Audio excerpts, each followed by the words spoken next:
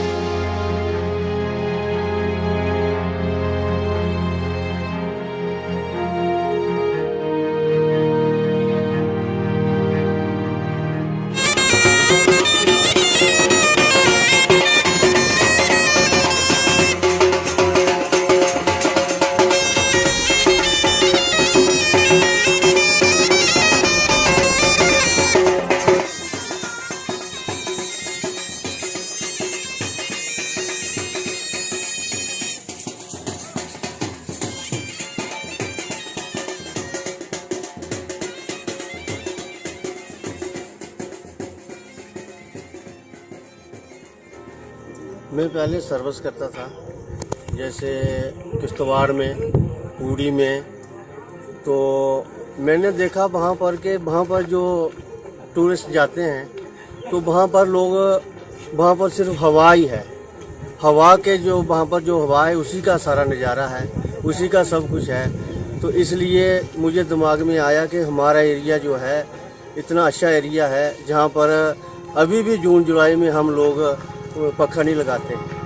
तो इसलिए मेरे दिमाग में आया कि हमारी जो पहाड़ी जो दिखाई दे रही है सामने, इसके पीछे इतनी अच्छी जगह है कि जहाँ का जो टेम्परेचर है इस समय भी 20 डिग्री से ज़्यादा नहीं है। तो टूरिज़्म की तरफ से अगर ये जहाँ पर ये बना देते कुछ ना कुछ, तो मतलब लोगों को काफ़ी सुविधाएं मिल सकती। तो मेरे दिमाग में ये आया कि मैं अपने पैसे खर्च करके थोड़ा सा पहले टूरिज्म वालों को नमूना दिखाऊं, उसके बाद उनके दिमाग में ध्यान में आएगा कि हमको भी कुछ करना चाहिए, इसलिए मैंने ये किया।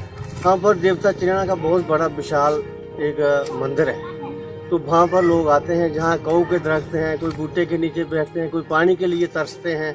तो बच्चे छोटे छोटे बोलते हैं पानी पिलाओ, तो हम रोड में पानी लेके आते हैं, भाई कहाँ जा रहे हो, कैसे आप आ रहे हो, कैसे आपको परेशानी होगी।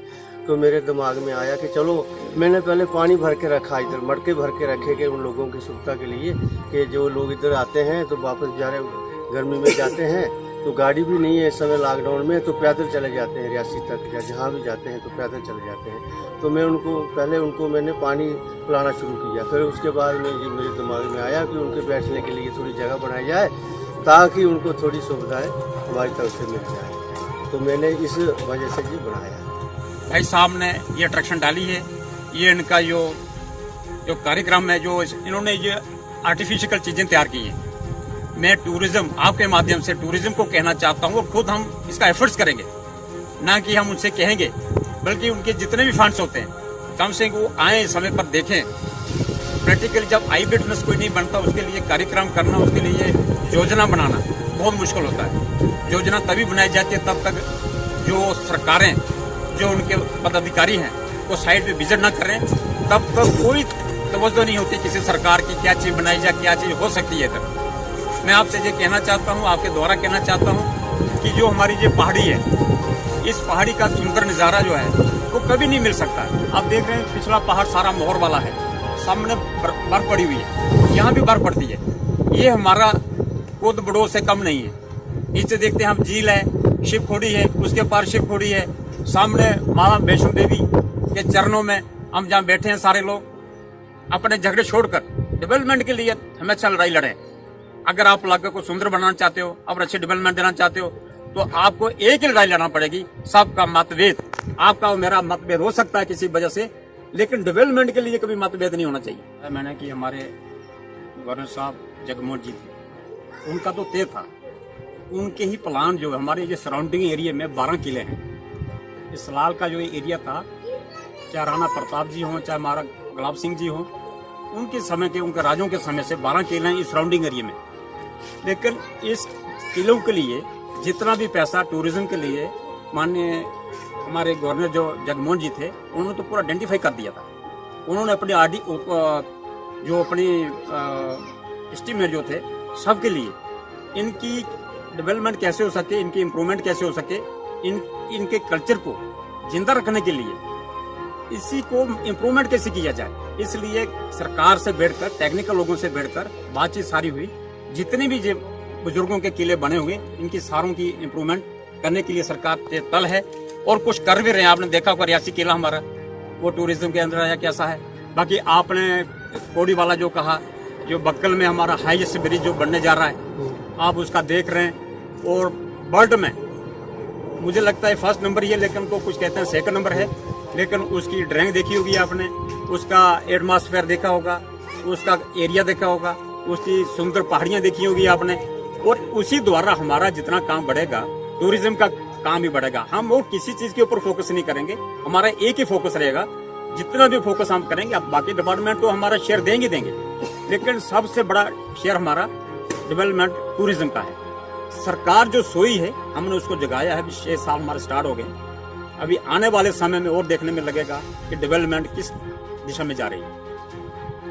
मैं माननीय श्री रघुदास जी, जिन्होंने आज एक कैफेटेरिया का उद्घाटन हमारे भारतीय जनता किसान मोर्चा के जिला अध्यक्ष श्रीमान चैन सिंह जी के करकमलों हाथों से करवाया।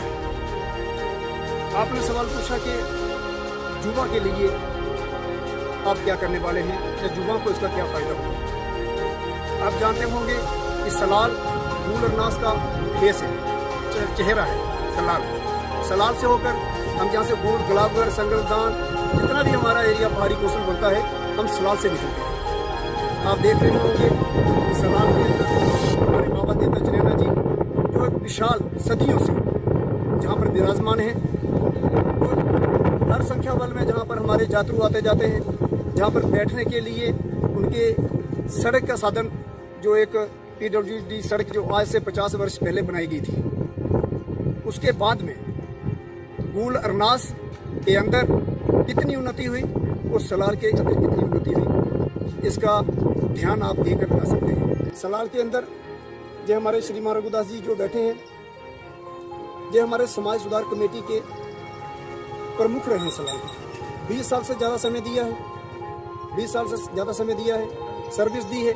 दोनों बेटे देश की रक्षा के लिए बेल्ट फोर्सेस की नौकरी कर रहे हैं। गरीबों के लिए, आवाम के लिए, किसी गरीब कन्या की शादी के लिए जो प्रोत्साहन होता था, उसके लिए इन्होंने अपना भरपूर सहयोग किया। कहीं यज्ञ होते थे, कहीं हवन का काम होता था।